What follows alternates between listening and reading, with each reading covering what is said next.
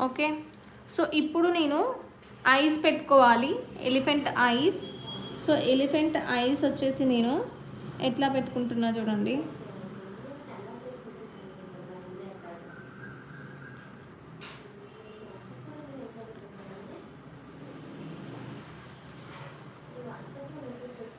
Eyebrow. ఇది మనకు first eyebrow. ఏం మోడల్స్ అండి అర్థం కాలేదు లక్ష్మీ చిన్ని గారు.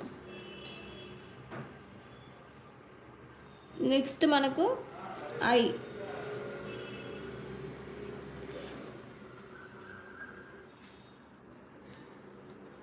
ఈ ఐని మనం కొంచెం ఇటు అనాలి.